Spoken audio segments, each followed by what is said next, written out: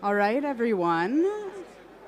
Hello, good afternoon. I think we're going to go ahead and get started in the interest of time because we have a big panel to get through over the next hour. So, good afternoon, everyone. My name is Ingrid Timbo. I am the Deputy Executive Director at the Alliance for Global Water Adaptation, or AGWA. And we're one of the co-hosts, along with the French Water Partnership, of this event, and the Water Initiative for Net Zero Wins. So how we manage water is really make or break for net zero and a just energy transition. A resilient low-emission future depends on inclusive, climate-resilient plans that take into account water's crucial role, not only as a climate hazard, but also as an opportunity for integrated solutions within adaptation and mitigation programming. And really what we're talking about today is a more coherent resilience narrative, so that brings together mitigation and adaptation. And we'll hear from a range of experts, researchers, policymakers on how to unleash the emissions reduction potential of utilities. So we know that emissions from wastewater are roughly the same as aviation, about 2% of global emissions. And actually, we were talking about this at dinner last night. We're getting some really new and exciting numbers around this. It may actually be quite a bit more than that, but maybe we'll get into that in the conversation. But we also know that 4% of global electricity use is required to abstract, store, treat, and distribute water for domestic and industrial uses. So improving the delivery of water utilities can reduce emissions and lower costs over time. So the initiative that we're talking about, the Water Initiative for Net Zero Wins, it convenes experts, implementation partners, and financial institutions to catalyze collaboration across sectors and help communicate to climate planners and negotiators the as of now overlooked and underappreciated role that water can play in reaching net zero and slowing global heating. So you can find out more about WINS at www.water4netzero.cc. I think we'll have that up on the screen at some point. Let's see if I can move ahead.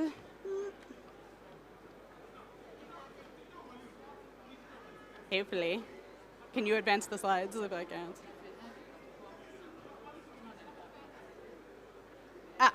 Great.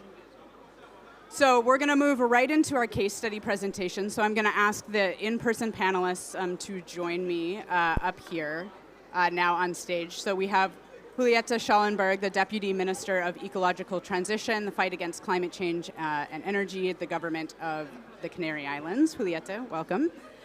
We also have Thomas Schroeder, the Director of Climate at Grundfos. Thomas, please join us.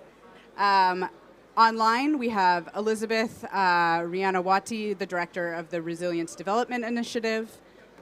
We also have Reyes Tirado, the Agri-Food Lead at the Climate Bonds Initiative. And we have Dr. Abhishek Narayan, researchers on sanitation, water, and solid waste for development at the Climate Resilient Sanitation Coalition.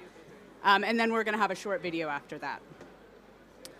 But so I'm going to start with Julieta. So from your perspective, how is the Canary Islands addressing the challenge of water and energy? Oh, yes, and if you have slides.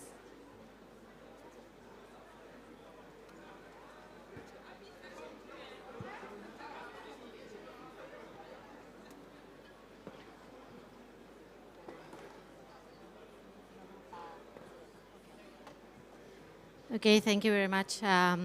As first, I wanted to make a very short introduction so that we know what we are talking about when we talk about the water cycle in the Canary Islands.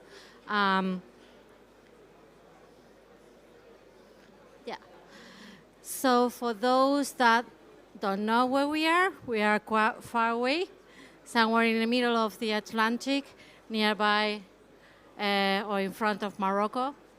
Quite far away from here. We are a region belonging to Spain with a little bit more than 2 million inhabitants and more than 15 or 16 million tourists per year. So that means we are quite a touristical area. That means a lot of water demand, as we will see in the next slides. So very high population density, no conventional energy resources. We don't have any oil, gas, or whatever. But we have plenty of renewable energy sources like wind and solar energy. We are highly dependent on energy imports. That means oil that's coming through ships to the Canary Islands, and about more than 90%. We have a renewable energy contribution to electricity mix of around 20%. What about the water cycle? So water cycle means desalination. We will see we have a lot of desalination plants, but also the whole pumping, wastewater treatment, and reuse of water implies more or less 17.5% of the overall electricity demand of the Canary Islands, which is a quite high amount. In terms of water desalination, 32% of the water consumed in the Canary Islands comes from desalination plants. This is different from island to island. We have islands where 100% of the water comes from desalination plants. So it varies across the islands. That means around more than 6% of the electricity demand of the whole archipelago. Is devoted to water desalination. We have a capacity of nearly 500,000 cubic meter per day in desalination. We have moved from all the technologies across the last centuries. We had our first desalination plant from Europe was located in Lanzarote, one of our islands, back in 1964. From that time to today, we have moved through all the possible desalination technologies existing worldwide. Nowadays, we focus on reverse osmosis desalination plants. Why is that? Because it's the system that has the lowest energy intensity. It means the lowest kilowatt hour per cubic meter of water produced. And on top of that, we have introduced a lot of energy efficiency systems. So that means that we have some plants with a specific consumption as low as 1.9 kilowatt hour per cubic meter. But that's not the average. And on top of that, we have to add the pumping that is necessary to pump the seawater to the desalination plant, and from the desalination plant to the upper reservoirs, where it's distributed through gravity. So there you have the numbers where maybe you don't see it very good, but we have numbers up to 4% kilowatt hour per cubic meter, which accounting for all the cycle is still very effective. There are numbers that you don't find very often worldwide for the production of desalinated water. On top of that, what we are doing now in the government is we try to make a label, that the one that you already know in the households, but something similar but for desalination plant. This is a kind of, let's say, incentive where we can work on for different subsidies or even labels for the company. But on the other side, even if we are very effective in the desalinating water, we still use a lot of electricity to desalinate the water. And on top of that, there are, I think, some crises we have still to face. We only use 1/3 of the wastewater treatment plants. We only reuse 1/3 of those water. The rest goes to the sea. And on the other side, we have also very, very high water losses in the distribution network. Nearly 0.5% of the water is somehow lost in space, let's see. On the other hand, we don't have this very high level of renewable energy integration in the water cycle. That means that at the end of the day, 80% of the water produced in the Canary Islands is coming from oil. That's coming through ships to the Canary Islands, which is a high paradigm. So I think we have still to work a lot, not just in increasing the efficiency of the desalination plants, which is probably very high, but we are on other sides of the water cycle. We are losing a lot of energy, and that's why we came out with the idea that the whole energy efficiency in the water cycle should be part of the indirect project for compensation of CO2, what I think we will talk about in the second round. Great, thank you, Julieta. So we're going to move swiftly from a country perspective to the private sector next. So Thomas, could you talk a little bit about Grundfos? Well, first of all, maybe introduce Grundfos for those of us who maybe aren't familiar with your industry, and then talk a little bit about the work that you've been doing on this topic. Thanks. Yes, thank you very much. And as you can maybe hear from my accent, I come from Denmark. Grundfos is a Danish headquartered company, and we are the world's largest pump manufacturer. You can call us the IKEA of the water industry. We produce 16 million pumps every year to the market. We are also an independently owned company, so foundation and family owned. Even though our CFO at times tried to manage us as a publicly listed company, we do have the opportunity to work on these long-term ambitions.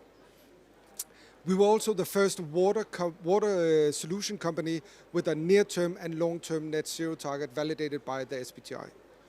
And for me, it's jumping off in the deep end being here on the Water Pavilion because I'm a climate expert as a background. I was 10 years with Schneider Electric, the French company heading up their Nordic part of their climate consulting business, also part of the Schneider Electric management organization. And here we really deep dive into energy excellence, net zero, decarbonization. But what I realized joining Grundfos was actually that maybe it's too bold, but I think Schneider might have a tunnel vision because they're so zoomed in on the energy efficiency, but they are overlooking the element of what if we combine energy efficiency, decarbonization, and water. So joining Grundfos, it's an amazing opportunity both to understand energy, climate, and the water part. And I have my amazing wing woman, Virginia, our water director, with me today, if any too technical question comes up. But in Grundfos, we really empower this close collaboration between water and climate. But to understand how we decarbonize and how we look at how to decarbonize water, we also need to understand where we come from. And as any company that produces products that consumes energy in the use phase, similar to all of our pumps, fortunately it's not oil or diesel, it's electricity. So we need to understand what is our impact on the electricity consumption. In Grundfos, 99% of our entire value chain footprint comes from the use of sold products, not surprisingly. And when we deep dive into this, we can see it's almost 120 million tons of CO2. That is our baseline. That number is equivalent to 17% of the emission footprint annually from all manufacturing production across the EU. It's a significantly high number. When we look at our trajectory, what we need to decarbonize, according to SBTi, we need to reduce, if I include growth, around 40 million tons of CO2. To put that into a perspective, the Kingdom of Denmark from 2020 to 2030, same time period, needs to reduce 25 million. So it's higher than the entire country of where we are headquartered. So where do we get from here? So we did an analysis of 70% of Grundfos revenue comes out of these 12 key markets. And we divided that into our core divisions, our domestic building services, commercial building services, industry, and water utilities. And when we dove into the water utilities, we can see that what we sell, the annual amount of electricity consumed for the water utility solutions that we sell every year is on average 1.7 terawatt hours a year. What is 1.7 terawatt hours? It's 1,700,000,000 kilowatt hours consumed per year from the solutions that we sell to the water utility segment. Again, it's electricity. So what do we need to do? We need to do two things. We need to decarbonize the electricity grid, and we need to sell more intelligent, efficient solutions. Just to give you a couple of examples, we had a London-based example where in average what we, together with Europump, has identified is that going from a standard pump solution to an intelligent pump solution, there's a reduction around 37% in the electricity consumption. In London, we had a case story where we not just injected the intelligent hardware, but a full water intelligence solution with sensors and all of that, and we reduced 60%. So more intelligent water solutions can really create a reduction in the energy consumption. We had a case in Romania where it was Veolia had done a great job on the hardware replacements from, let's say, standard pumps or stupid pumps to intelligent pump solutions, but it was very hardware one-off installation focused. And there was a non-revenue water of, I think it was 1.5 million cubic of water every year. And building on top of that great installation that Veolia did together with this water utility client, we added in our DDD, demand-driven distribution solutions. And on this, we actually added on an additional 10% reduction in the loss of non-revenue water. So I think decarbonizing the grid, understanding the numbers, where do we come from, and then applying not just the intelligent hardware, but the full solution perspective. Thanks, Thomas. We will have some follow-ups during the second round. But I want to go actually now online to Elizabeth Rianawati, who's the director of the Resilience Development Initiative. Are we able to pull her up now? Hi, Elizabeth. Great to see you. Can you talk a little bit about RDI's work in this space, please? Thank you, Ingrid. Can you hear my voice? Yes, we can hear you. Yeah, so RDI is a think tank initiative, and we work with government to give technical assistance and research support. So I will give an example of the case study in Jakarta. So I will be talking not about the water utilities, but more on the water resource quality management, that is Jakarta River Water. The initiative in Jakarta River Water is simple, but it can be implemented big scale. So before I go to Jakarta, let me share briefly of what other countries in Southeast Asia do to achieve the balance in energy and water nexus. So we do a lot of floating solar panel and also biogas plant. And of course, the most advanced countries will be Singapore, that have wholesome water treatment, wastewater treatment from the upstream until the downstream. And overall, the countries that already set the net zero emission target from water utilities are Singapore and Malaysia. So I will show you our infamous or famous Citarum River case study. This is just to show you how big the greenhouse gas emission from this river is. So it was reported that the greenhouse gas emission from the household wastewater alone can be 34 million tons of CO2 equivalent annually. But fortunately, this year in World Water Forum, the government of Indonesia has declared that they install a sewage wastewater treatment plant there. So similarly, I will also go into more detail with Jakarta. Jakarta has a population of 10 million people, so it's double with the population that reside in Citarum River. But fortunately, they already have sewage wastewater surface. That is, most of them are but based on the individual septic tanks. So as we can see the next slide, in the 2019 and 2018, there's a high rate of coliform observed in the river water. So this study that I show you is done by Bogor Agriculture University and Jakarta Environmental Agency.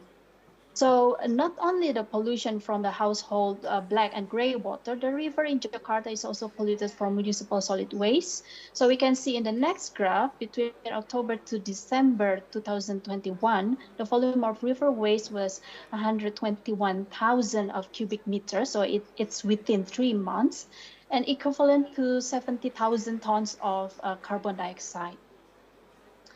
So in 2019, we can see in the next picture, Jakarta installed waste trap in the river. And now there are around 1,700 of waste trap almost in all river in Jakarta. This waste trap managed to take out 38,000 of meter cubic of river waste monthly, which is equal to 1.9 million tons of carbon dioxide equivalent annually. Okay, so I will show in the next picture again that you can see that there is a decrease from 2000, roughly a decrease in the river waste from 2019 to 2023 amid population increase. I show you this study collaboration with National Institute for Environmental Studies Japan together with RDI and Jakarta Environmental Agency. So not only 1.7 thousand of waste trap, Jakarta also employed 15,000 of on-ground staff to manage, collect, and recycling waste. So in the case, we can, save more electricity by relying on manpower in this case. And we can see that the waste management is done manually and heavy machinery tools serve as a support also. So Jakarta also have intermediate water facility that can transport 8 ton of river waste daily. So this is my final slide. We can see here that there is a significant decrease of BOD, biological oxygen demand, like in blue and green from 2019-2018 to the current situation. Thank you, Ingrid. I return the screen back to you. Thank you, Elizabeth. And we'll come back to you again during the question segment. So going to move to the finance angle and talk to our colleague from the Climate Bonds Initiative. Reyes, can you talk a little bit about your work on either hydropower or on water resilience? Thank you. Yes, thank you, Ingrid. So yes, we're going to shift a little bit to talk about financial tools and how the financial private sector, but also the public one, can support the interventions that are needed both for mitigation and for adaptation. But before, if you allow me, I'm going to tell you a small personal story. I come from the south of Spain, where we have had very heavy floods recently, quite dramatic. But the news that I was seeing yesterday, the regional news, were telling that 22 days after the floods, streets were still flooded because the sewage system was clogged. So it calls to the importance of water and planning the systems for water infrastructure with all these climate impacts in mind. And of course, Spain is a developed country, and we had a lot of infrastructures already in place. And this is just personal to me, but there are many, many other places in the world where there's a need for systems for prevention, for water infrastructure, sewage, sanitation, and the financing. That's why the financing element is such an important one, not only for mitigation, as you know, but also for building adaptation and resilience. On that, I come from Climate Bonds Initiative. I'm leading the work on agri-food and the land sector, working on standards, criteria that sets the metrics and the requirements and benchmark that define when a financing instrument can be labeled green. This is important because when a financial instrument can be a bond, a use of proceed, that is going to be a debt, can be a loan. When there's a label that says this is green, and in climate bonds we do this certification to label it green, then can have financial benefits. So it's easier to access this lending, which is very important in some cases also for municipalities in developing countries and emerging economies, but also it has some beneficials in terms of what is called greenium, so premium that comes from being green. I'm going to just talk to two other examples of where we feel there's a lot of potential for the financial market to advance, and then one small example, and then we can talk more. So one is transition plans, what we call transition opportunity plans. So when national or municipals or other governments establish their national determined contributions, but also other climate action plans, they are transition plans that in reality, they can be the financing plans. So they can tap into financing some instruments called, for example, sustainability-linked debt that are attached to that plan to decarbonize, like in the case of Grundfos, setting targets that can be net zero or 1.5 aligned. That transition plan, if it is embedded into the climate plan of that institutional debt, can then access this type of financing that can be green and beneficial and preferential. The other element that we feel is very important in terms of accessing this finance, development financial institutions. Mostly untapped. Hello? Yes. This is untapped, and it's quite important for two reasons. One is because when development institutions put in place this financing, it's an instrument for de-risking that capital, so that in doing that, de-risking against the economic uncertainty, but also climatic uncertainty and impacts, it again can attract the private capital that is going to be needed.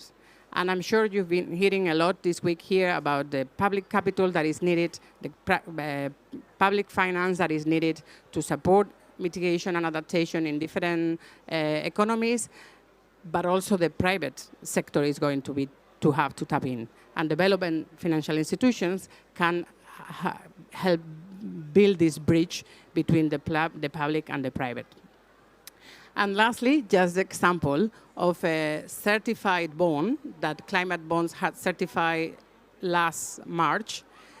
It's a financial instrument used to proceed lending to a municipality in India called Vadodara in the state of Gujarat. It's for a small municipality in India with 2.5 million people living there. And this green financial instrument, this bond, is about $12 million US, and it's specifically targeted to building water, sewage, and water infrastructure with renewable energy, but also in ways that bring both gray and green infrastructure aligned with 1.5. In this way, this instrument, being labeled green, has accessed this beneficial treatment when it comes to the financial market. I'll leave it there. Happy to talk more later. Thank you. No, that's a really good example, and I was wondering if that would be one that you would bring up, because it kind of demonstrates exactly what we're talking about here today. So last but not least, we have Abhishek Narayan, a researcher on sanitation, water, and solid waste for development. Could you speak to a little bit about your work and how it relates? Absolutely. So being in the sole academic on this panel, I of course have some slides to show some graphs. So could you pull that up? Oh, thank you.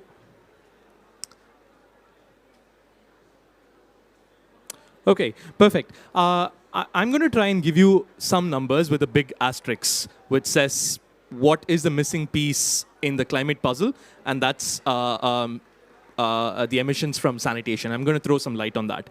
So firstly, I just want to touch on what Elizabeth said. We all know that water and sanitation are very closely linked. That's quite clear. They're two sides of the same coin. But what is often missed out in this picture when we do planning is solid waste. And if you put together water supply, sanitation, and solid waste, as we saw in the example of Jakarta and others, you would see that the emission that we're actually talking about is close to 10%. And this is already a conservative, perhaps even an underestimation, as you would soon find out. We are still in the infancy of research on sanitation, but here are some numbers which kind of give you what is the scale that we are talking about, and what particular type of emission is coming out. Okay.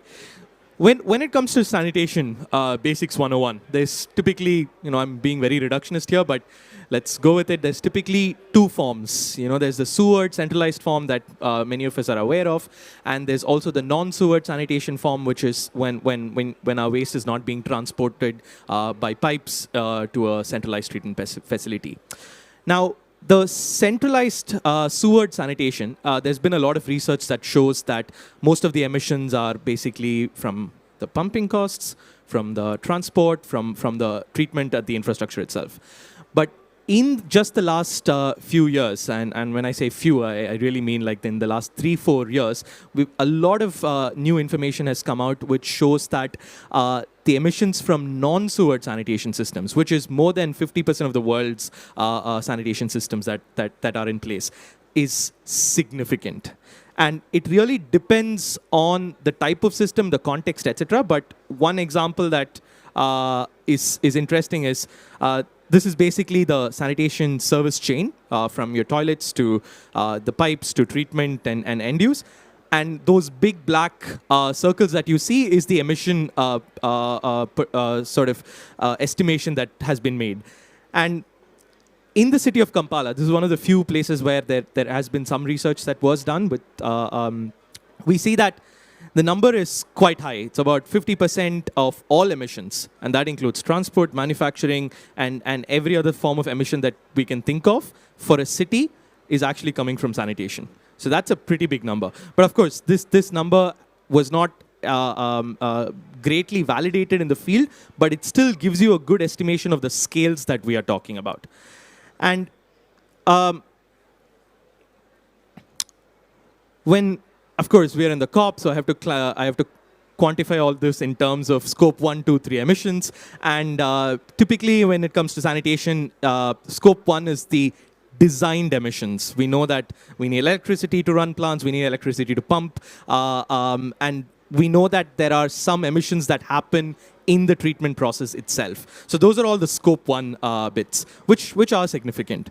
But then in the scope 2 bit is, of course, the import of electricity. We need electricity to run all of these different things, and that's, of course, also the emissions that is caused from that is scope 2.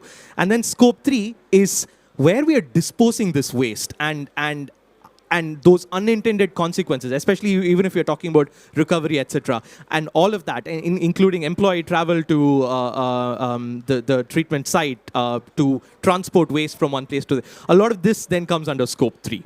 So this is just to contextualize the emission pathways.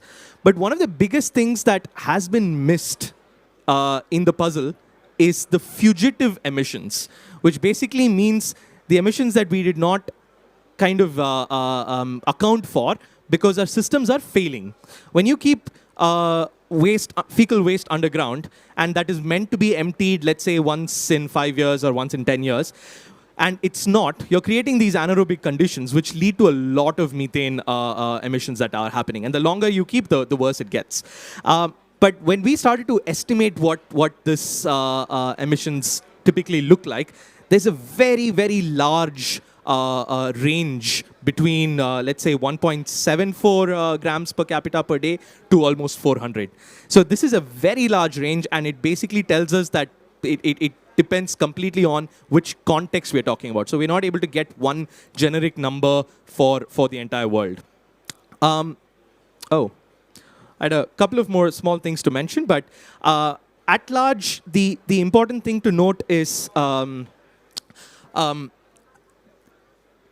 we are really in the starting point of talking about sanitation as a climate agenda, and a lot of the mitigation potential finally relies on not necessarily on the smartest sanitation technology or we need to reinvent the toilet, but simply provide safe sanitation, move the waste as intended, and based on also the global economics of water, the Global Commission's report, circularity and reuse also leads to a lot of savings in emission.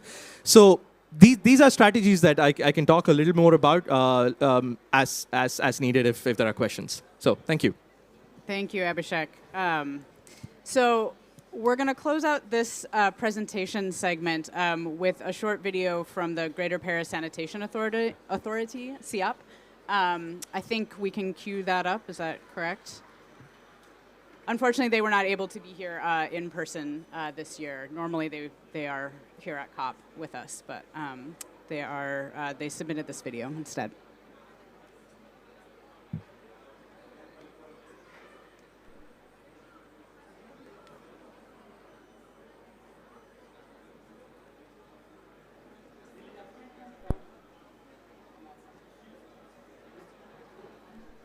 Je m'appelle Vincent Rocher, je travaille au SIAP en tant que directeur délégué à l'innovation, la stratégie et l'environnement. Donc je suis aujourd'hui ravi de porter la parole du SIAP dans le cadre de cette COP28. Donc le SIAP est un organisme public qui est en charge de la collecte, du transport et du traitement des eaux usées en Île-de-France, l'Île-de-France étant la région la plus peuplée de France. Le SIAP est un organisme public qui a une politique volontariste en matière d'environnement, que ce soit pour limiter l'impact de notre activité sur les milieux récepteurs, sur les écosystèmes et ainsi favoriser la biodiversité, mais également en matière de limitation de l'empreinte environnementale plus large, l'empreinte environnementale de l'activité d'assainissement. Alors, quelques éléments de contexte pour débuter sur le bassin versant SIAP. Le bassin versant SIAP est important, près de 2000 km², une surface importante qui est le bassin de vie de plus de 9 millions de franciliens. Et l'activité de ces 9 millions de franciliens génère chaque jour plus de 2 millions de mètres cubes d'eau usée qui doivent être traités avant d'être rendus aux rivières, aux milieux récepteurs et notamment à la Seine. Alors, au service de cette mission, il y a bien sûr des hommes, 1800 agents qui s'investissent au quotidien pour répondre à cette mission et également des infrastructures de dimension hors normes. Donc à l'échelle de l'agglomération parisienne, à l'échelle du bassin versant SIAP, nous avons un réseau de canalisation souterraine de plus de 20 000 km qui collecte les eaux, qui les achemine vers des gros émissaires, ce qu'on appelle les autoroutes de l'assainissement, qui sont des émissaires de plusieurs mètres de diamètre, de 2 à 6 mètres de diamètre, qui vont acheminer ces eaux vers des pôles de traitement, des usines de traitement, qui sont au nombre de sites de 6 sur le bassin versant SIAP. Également sur ce bassin versant, des ouvrages de stockage, puisque nous avons un bassin versant très urbanisé, très imperméabilisé, et donc pour éviter les débordements lors des événements pluvieux, il nous a fallu construire des ouvrages de rétention, des bassins de stockage. À l'échelle du bassin versant, nous avons plus de 3 millions de mètres cubes de capacité de stockage, et le SIAP a la gestion d'environ 1 million de mètres cubes de capacité de stockage. Alors, quelques mots maintenant de contexte, enfin quelques mots sur le contexte particulier du bassin versant francilien. Donc l'agglomération francilienne s'est construite autour d'un fleuve à faible débit. Le débit médian de la Seine est de 300 mètres cubes secondes. En été, ce débit est très faible. Il atteint 70 à 80 mètres cubes secondes. Ce sont des débits très faibles si on les met en perspective avec les débits traités quotidiennement. À l'échelle de l'ensemble des stations d'épuration du SIAP, nous traitons environ 30 mètres cubes secondes. C'est-à-dire que la pression anthropique exercée par l'assainissement, par la ville sur la rivière est très forte et, en tout état de cause, beaucoup plus forte que celle exercée par d'autres agglomérations, Strasbourg-sur-le-Rhin ou Lyon sur le Rhône.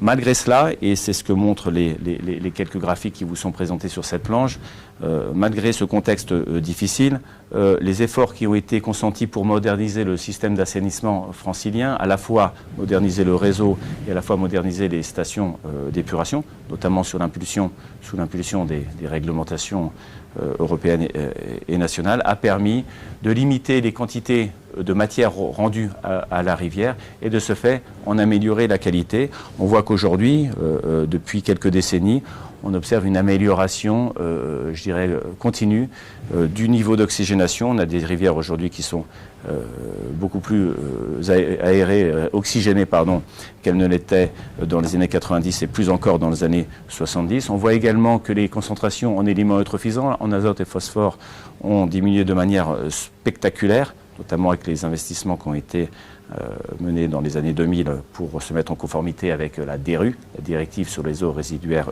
urbaines. Et tout cela a conduit à une amélioration aussi de la qualité sanitaire, permettant aujourd'hui de faire les derniers efforts pour pouvoir se baigner en Seine dans le cadre des Jeux Olympiques 2024.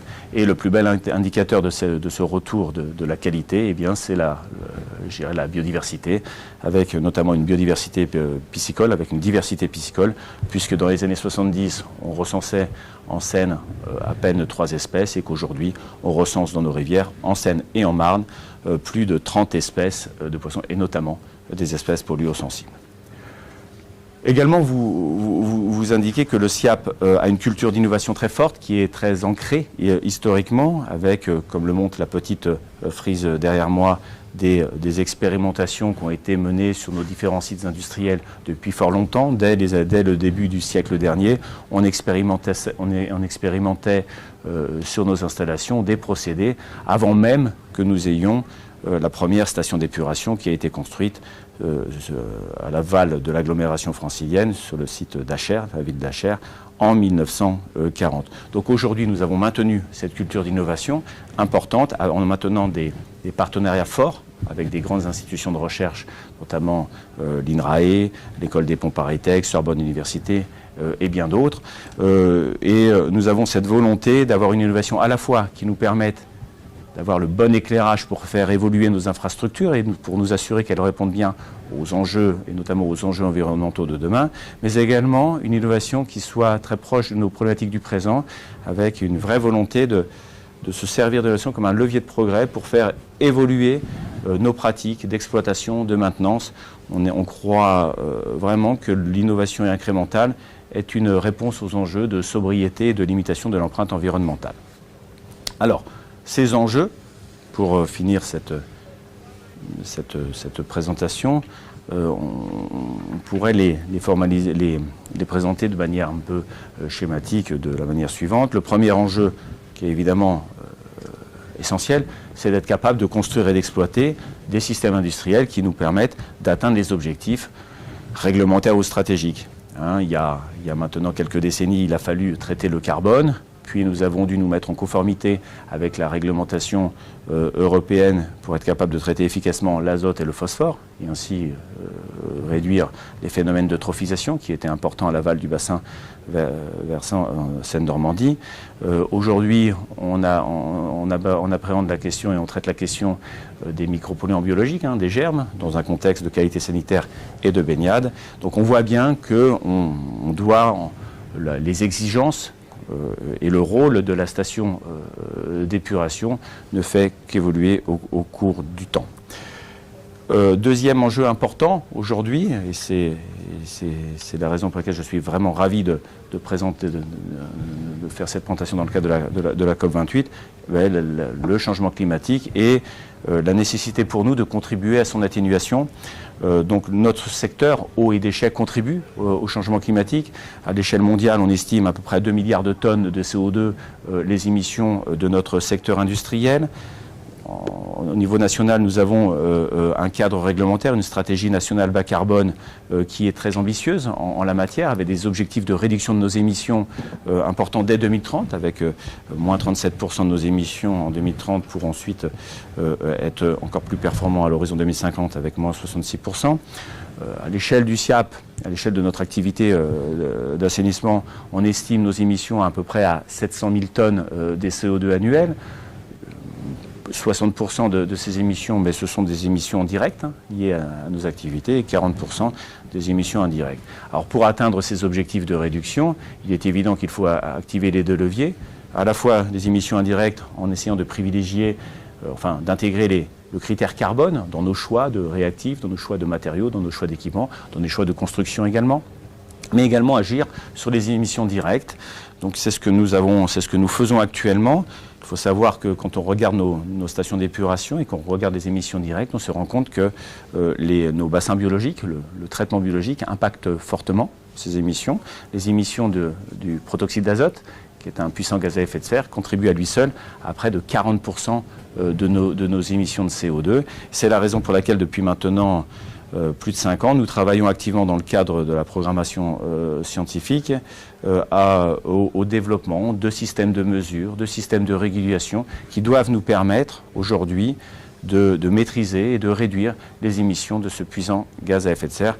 Et donc c'est ce que vous voyez actuellement avec une zone innovation où est expérimenté un système de réduction des émissions de gaz à effet de serre.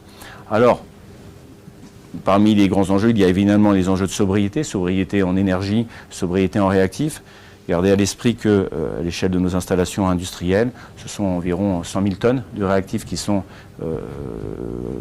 utilisés chaque année. Alors ce sont des coagulants, ce sont des sources de carbone, du méthanol, du nitrate de calcium, donc des produits calmants pour éviter la fermentation et les odeurs, de la soude, etc. Donc évidemment, ces réactifs ont une empreinte à la fois économique et environnementale et il nous appartient d'en réduire la consommation et de privilégier aussi les réactifs qui pourraient être moins impactants, biosourcés par exemple, et qui contribueraient à la réduction de notre empreinte. Enfin, puisqu'on parle beaucoup de déchets dans... Oh, that's the end. Okay, yeah, right.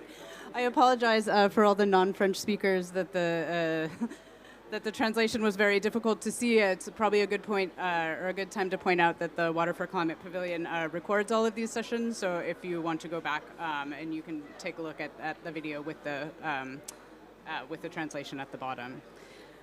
But now I want to spend kind of the rest of the time that we have together kind of going back around to our speakers and talk about and think about kind of recommendations for others who might be working in this space or facing similar challenges. And so Julieta, going back to you, in terms of the challenges that you spoke about that the Canary Islands are facing are very specific to your context, but at the same time, there are a lot of small island states that are facing similar water challenges where they don't have a lot of potable water, for example, and have to come up with these solutions or facing drought like you are as well. So what recommendation would you make to other small island states who are facing similar challenges? Thank you very much. So what we have proposed in our law already last summer, we have rewritten the law for climate change and energy transition. And in that law, we have included what we call the indirect compensation projects for CO2 emission. Why I'm talking about that, the reasoning behind is first, the companies located in the Canary Islands, we have to compensate CO2 emissions within the Canary Islands. So in that sense, we will foresee more employment in the Canary Islands and also more development. And the greatest side of this is that I think there is not enough public money to do all the things we have to do in terms of improvement of the water cycle. So in the slides you saw before, we can be, let's say, quite proud of what desalination companies have achieved. And this is quite easy to understand. They have to pay for their own electricity bills to produce water. And as far as they go, they diminish, they reduce their electricity bill, they have a better price for water production. But when we see the big picture, so what is going on the region, we have these extremely high good figures in electricity efficiency desalination plants, but we are losing half of the water somewhere in the islands. So that means that we are not really so. But the other side is who is taking care of the water distribution networks? Are not the private companies, the municipalities. And at the end, that's why I think we need that this money that we are going to invest in CO2 bonus or in these compensation projects should include not just reforestation projects, which are the business as usual in CO2 emission databases, but also what we call the indirect compensation projects. That should include, in our case, the water cycle projects, when are projects that are tackling the global benefit. So water distribution is one example. Other example could be, what if we do more like intermittent desalination projects that rely on renewable energies? Then probably we have to redimension the storage water system. That is also one global benefit. And probably we also can do that with these indirect compensation projects. So that's a way where private investment will at the end up in benefiting the social tile, the Canary Islands, and also the public investment that needs to be done. Because again, I don't think there is enough public investment to make things right in terms of CO2 emissions and all what we have to tackle at the same time to really have a efficient policy in terms of CO2 reduction.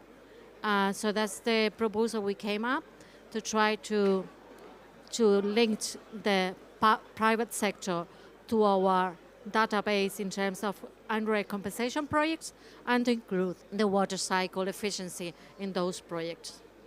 Thank you, Julieta. So that's kind of a perfect segue, actually, Yes. since we were talking moving from the public sector and financing to the private sector. I will make it very quick.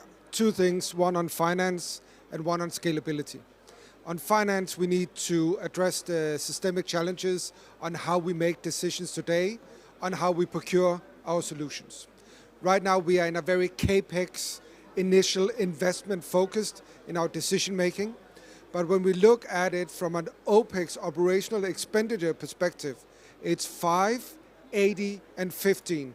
5% is the procurement cost, 80% is the operational cost of the solution, and 15% are the maintenance costs. So if we, from the beginning of our decision process, make clever decisions looking at the total cost of ownership, then we can change the model and maybe even with a OPEX-based solution, reduce immediately the operational expenditures of the water utilities that then free up some of the funding for immediate closing the holes in the, where it's needed, the urgency, emergency funds. That was the financing. Scalability. As I said in the beginning, 16 to 17 million units per year is what we're selling in Grundfos in a global scale. So what we can provide into the mix, beside understanding climate, beside understanding water, we also have the opportunity to be the partner for scalability of these solutions.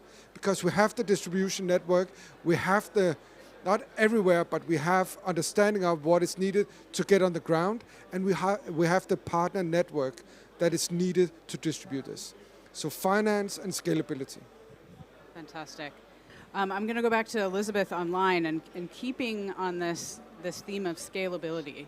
Can you speak a little bit about maybe recommendations that you would have for folks in Asia that are looking to learn from the work that you've been doing in Jakarta and elsewhere in Indonesia, and how to scale that at a much higher level? Yes, thank you, Ingrid. So talking about financing and scalability, I think the two key words will be simplicity and also low cost. So well, Jakarta is blessed with demographic bonus, so we can go with a labor-intensive project instead of a very high capex investment in a intermediate or treatment plant, something like that. But of course, the true solution will be raising awareness of the 10 million people instead of relying on the 50,000 ground staff. So that would be my short answer, Ingrid. Thank you, Elizabeth. And turning now to Reyes. So continuing on the finance conversation, the role of blended finance, which you've touched on. Speak a little bit? Oh, sorry, the role of blended finance and how, again, how CBI is looking at this and kind of scaling it in the water sector. Thank you. Yes, so I think two messages from the financing, maybe. One is global collaboration that is needed for sustainable growth and development.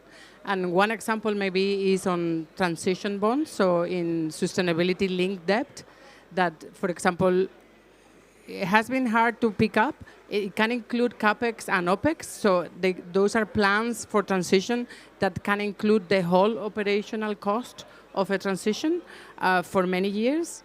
And they had been kind of slow in the market to pick up, but lately the latest data that Climate Bonds Initiative has been looking at shows that from comparing the third quarter of 23 and 24, there's been a 10-time increase. So from 20 billion to 200 billion this year. So it's really a place where there's a lot of potential now to give confidence to asset owners and to investors that if the transition is clear, it has the credibility, the metrics, and the confidence, and as I said at the beginning, the de-risking abilities is something that has a great potential to grow. The second thing I want to say is that those investments we do need to be fit for the future. And I just wanted to go back to sanitation. Tomorrow is toilet day. One of my favorite days. It was one of my pet research projects also. Talking about, 50% of emissions in Kampala coming from sanitation, at the same time, farmers in Kampala not having access to nitrogen fertilizer, when sewage can be a source, and sanitation can be a source of that nutrition, at the same time using a lot less water. So I think there's also a lot of space for innovation in terms of what can we do with these kind of water systems. I will leave it there. There's definitely room for innovation, but to your point, there is also the demand. We're seeing the demand for these types of investments, and so I think there's a lot of, it's great. So I want to give the final word to our resident researcher. So going back to academia and kind of recommendations that you would make. Yes. So sanitation has been a missing piece in the development agenda in many projects. But now, from the latest understanding that we have from research, a lot of it which has been put together by the Climate Resilient Sanitation Coalition, it shows that investing in sanitation for it to become safely managed is also investing in climate mitigation. There's a lot of synergies between these two things. So it's like the one stone, two mango kind of thing, right? So it makes a lot of sense to start considering sanitation in the climate agenda, simply because of the scales of emission that we are talking about, simply because it has been grossly underestimated so far. And also to point you to a useful resource that just got launched last week is the Annex 3 of the GCF investment on water. So if you look at that, it really gives you some clear recommendations on what is climate resilient sanitation, and of course a lot of the first principles are the same for what is climate resilient wash in general.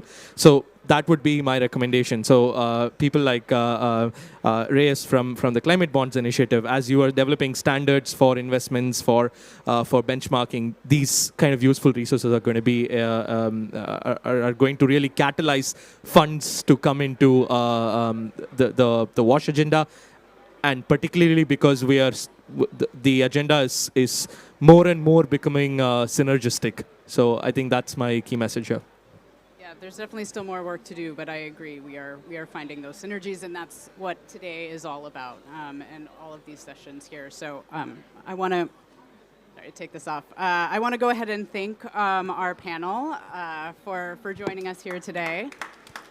On behalf of the Water Initiative for Net Zero and the French Water Partnership, thank you all for being here. And I would be very remiss to not mention my colleagues online, Geoffrey Lapalus and Georgette McCraddy-Keene, who really put this session together. They're not here in person, but they did all the hard work on this. So thank you guys. And thank you all. I hope you have a great week too at COP, and I'll see you around.